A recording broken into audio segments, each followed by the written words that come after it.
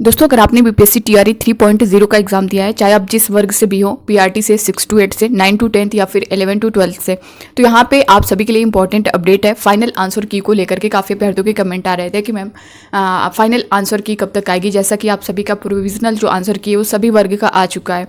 तो final answer की कब आएगी इसके बारे में हम लोग डिटेल में जानेंगे। साथ ही दोस्तों आपकी जो सीटें हैं वो बढ़ेंगी, सब्जेक्ट वाइज हम देखेंगे किस में कितनी बढ़ेंगी, या तो साइंस की बात करें या फिर गणित, हिंदी, इंग्लिश और आपका सोशल साइंस है, उर्दू है, संस्कृत है, सभी का हम लोग डिटेल में जानेंगे। जैसा कि जितनी आपकी सीटें थी सब्जेक्ट वाइज, अब उसमें जो आरक्षण वाला मामला था 65% को लेकर के, उस हिसाब से जो है वो सीटें थी, बट अब 50% हो गया है, तो उसमें सीटें कितनी ऐड होंगी इसके बारे में हम लोग डिटेल में जानने वाले हैं।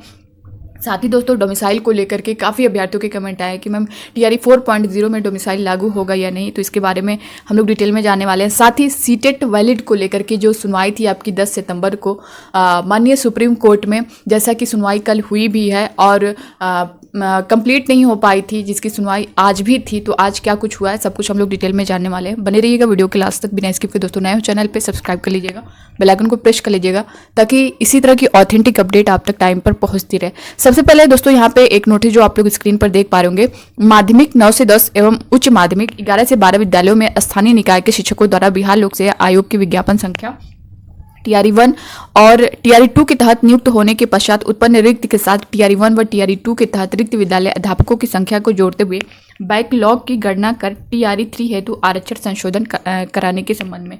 तो आप देख सकते हैं जो टीआरई 1 बैकलॉग जो सीटें थी टीआरई 1 की, टीआरई 2 की, और जो रोस्टर क्लियरेंस को लेकर के नोटिस इनकी तरफ से दी गई थी, और अभी तक जो 3 दिन का टाइम दिया गया था दोस्तों, अभी तक जो है सभी डिस्ट्रिक्ट वाइज नहीं मिला है। और यहाँ पे जो बैकलॉग सीटें ऐड करने की बातें चल रही हैं वो कहा गया है कि नोटिफिकेशन से पहले, यानी टीआरई 3.0 के नोटिफिकेशन से पहले की जितनी सीटें हैं वो टीआरई 3.0 में ऐड होने के पूरे चांस है, और उसके बाद की जो सीटें हैं वो टीआरई 4.0 में ऐड होंगी। तो यहाँ पे जो सीटों का मामला है दोस्तों, एक तो हम आरक्षण की बात कर लें जो कि 65% पर सीटें बनी थी, अब जो है 50% पर अगर हम देखें रोस्टर क्लियरेंस को लेकर के जो मांगा गया है, तो इसमें आपकी सीटें कितनी बढ़ने वाली हैं। अब यहाँ पे दोस्तों देख सकते हैं, हम अगर देखें ये आपका 6 to 8 का है, यहाँ पे देख पा रहे होंगे गणित एवं विज्ञान का। तो यहाँ पे गणित एवं विज्ञान में अगर आप देखें दोस्तों तो 791 सीटें फीमेल में थी और वहीं महिला में 648 सीटें थी। तो अब ये सीटें अगर जो रोस्टर क्लियरेंस को लेकर के जो नोटिस मांगी जा रही है और 50% को लेकर के, तो अब जो आपकी ये आएंगी ना, तो इसमें आपकी सीटें यहाँ पे 1424 हो जाएंगी, वहीं फीमेल में 1020 होंगी। सामाजिक विज्ञान की बात करें दोस्तों तो इसमें 520 सीटें थी आपकी, अब जो है 810 हो जाएंगी, और 428 फीमेल में थी वो जो है 673 हो जाएंगी। हिंदी में अगर देखें दोस्तों 400 सीटें थी मेल में, अब ये 620 होंगी, और 334 में फीमेल में थी, वहीं ये 526 होने वाली है। साथ ही दोस्तों अंग्रेजी की बात करें तो यहाँ पे 504 सीटें थी जो कि अब 787 हो जाएंगी, और फीमेल में 411 थी वो 646 हो जाएंगी, ऐड होंगी।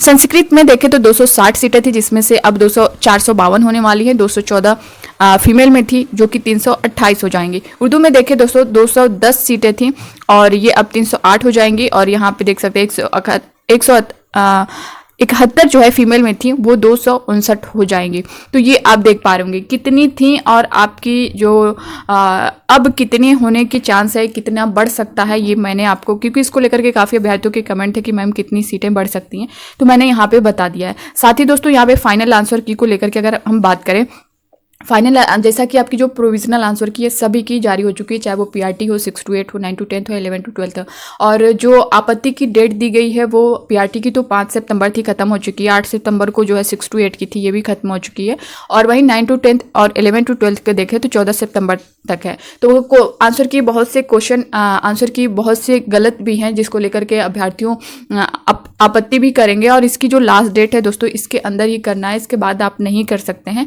तो जैसा कि आपने 6 to 8 1st to 5th का देखा है कि वो फिर उसके बाद 5 से 6 हुआ तो कोई नहीं कर सकता, इसी तरह आपका 14 से 15 हुआ तो आप नहीं कर पाएंगे। तो जो भी क्वेश्चन है इस डेट से पहले आप लोग चैलेंज करिएगा। दूसरी बात दोस्तों यहाँ पे अगर हम बात करें सीटेट वैलिड को लेकर के। तो सीटेट का जो मामला था पटना हाई कोर्ट में, जैसा कि आपने देखा होगा कि जो पटना हाई कोर्ट का डिसीजन आया था उसमें सीटेट को वैलिड किया गया था। फिर ये मामला जो है सुप्रीम कोर्ट में जैसा कि जा चुका है, और सुप्रीम कोर्ट में जो सुनवाई थी पहले तो 3 को थी, फिर उसके बाद 10 की डेट दी गई। कल सुनवाई हुई है दोस्तों इस पर टेट सीटेट को लेकर के, और ये सुनवाई बहुत देर तक भी चली बट कंप्लीट नहीं हो पाई है। आज भी है ये सुनवाई और ये अभी कंटिन्यू है, इस पर अभी कोई डिसीजन नहीं आया है। ज़्यादातर यही चांस बन रहा है दोस्तों कि आपका सीटेट ही वैलिड होगा अदर स्टेट के लिए। तो फिलहाल जैसे ही न्यूज़ आएगी इसके बारे में मैं आप सभी को इन्फॉर्म कर दूंगी, क्योंकि पटना हाई कोर्ट ने सीटेट को अलाउ कर दिया था। तो अब यहाँ पे ये चीज़ें बाकी जैसे ही डिसीजन आएगा मैं आप सभी को इन्फॉर्म कर दूंगी। साथ ही दोस्तों यहाँ पे लैंग्वेज की बात करें तो लैंग्वेज का नंबर आप सभी के रिजल्ट में प्रभावित करने वाला है, क्योंकि चाहे आपका पीआरटी हो, 6 to 8 हो, 9 to 10 हो, 11 to 12 हो, आपके 30 में से 9 नंबर चाहिए ही चाहिए। अगर 30 में से आप 9 नंबर नहीं ला पाते हैं दोस्तों, बहुत से ऐसे कैंडिडेट हैं जिनके अच्छे खासे नंबर बन रहे हैं उनके सब्जेक्ट में, यानी 120 में से उनके जो है 80+, 90+ इस तरह से बन रहे हैं, बट उनके लैंग्वेज में 9 से कम रह गए, क्योंकि उन्होंने लैंग्वेज में ज़्यादा जो है फोकस नहीं किया। उनको लगा कि हम जो है हिंदी इंग्लिश में हम इतने नंबर तो ला सकते हैं। तो रीज़न यही है, जब आप यहाँ पे क्वालिफाई नहीं किए रहेंगे तो आप वहाँ नहीं कर पाएंगे। और बहुत से अभ्यर्थियों के मन में ये भी डाउट बना है कि लैंग्वेज को जो है, जैसा कि आपने TRE 1.0 के बाद TRE 2.0 में देखा होगा कि इसको शून्य कर दिया गया था, भाषा अहर्ता को जो है शून्य कर दिया गया था। तो बहुत सारे कैंडिडेट के मन में यही है कि इस बार भी यानी TRE 3.0 में भी इसे शून्य ही माना जा रहा है। तो दोस्तों ऐसा कुछ भी नहीं है, उसका रीज़न था। TRE 2.0 में भाषा अहर्ता को शून्य किया गया था, तो उसका कुछ न कुछ रीज़न था। उसका एक वीडियो मैंने आप सभी को बताया भी था, उसका रीज़न था, इस वजह से वो शून्य किया गया था। बट इस बार ऐसा कुछ नहीं है। भाषा अहर्ता में आपको जो क्वालिफाइंग मार्क्स है वो लाना ही है। अगर आप नहीं ला पाते हैं तो आप यहीं से बाहर हो जाएंगे। अब यहाँ पे दोस्तों डोमिसाइल की बात कर लें तो डोमिसाइल को लेकर के जो अभ्यर्थियों के कमेंट थे, मैम डोमिसाइल लागू होगा या नहीं लागू होगा TRE 4 में।